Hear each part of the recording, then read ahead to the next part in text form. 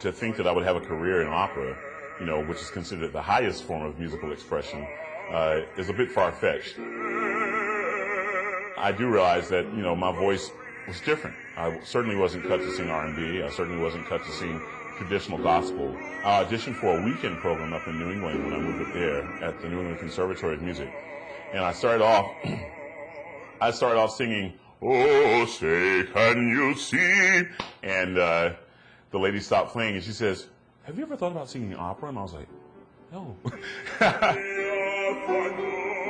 I received 2 educations here. Had I gone to Carolina or Clemson, I probably would have received a fraction of one of the educations I received here. Not to knock them academically, but athletically, athletics are athletics. And if you're going to be an athlete, it takes a certain amount of discipline and dedication and intestinal fortitude. I think to have the discipline to participate in a sport at that high level at a school that requires so much of you takes a special type of person. I learned from that experience, you know, the intestinal fortitude, the stick-to-itness, the assiduousness, the ability to overcome adversity on the football field and in the barracks. And I took that right over to the musical world. We had this little mental edge, man. It was like we carried a chip on our shoulder no matter what. Just like I told the guys on the football field today, I said, look, man, if a guy went to a bigger school and he lined up in front of me, he was going to have to prove to me on that day why he deserved to be there. He's going to have to prove to me that day why he was playing in front of 80,000.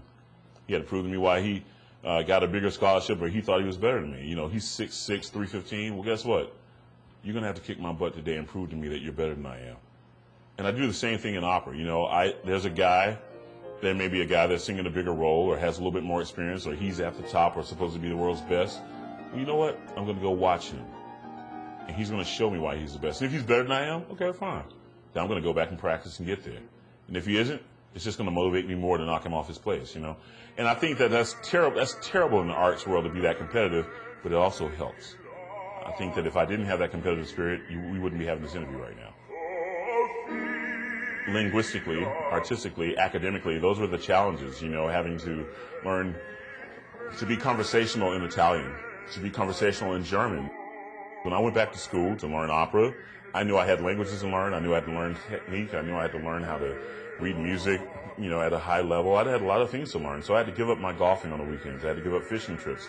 I had to give up hanging out with the fellas. I had to give up, unfortunately, going to Citadel football games. I had to let that part of my life go to focus on this aspect of my life. And now I'm getting to the point where I can enjoy it all a little bit better. But, you know, it takes a little sacrifice. It's called the road less traveled. I mean, we know that. When a boy is born, the world is born again. Here at this school, we attracted a certain type of athlete. You know, these guys here, yeah, we played tough football, and we in our own right, we're tough guys, and we fought hard, and we kicked a little butt on the football field, and we took pride in that. But we also attracted the type of kid that had different interests, you know, that we weren't so tunnel visioned about being an athlete, and we weren't fooled into thinking that we're all going to be first-round draft picks either. So we all had different interests, and we all did different things, and we were all very supportive of each other. It wasn't all about being a jock. It was about being the total man. The Citadel emphasizes that. And the Citadel isn't for everyone.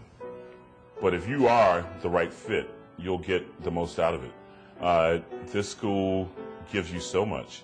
It requires a lot of you, and you find yourself throughout that requirement. I mean, you have to become things that you didn't know that you were able to become. You have to deal with things that you never thought you'd have to deal with.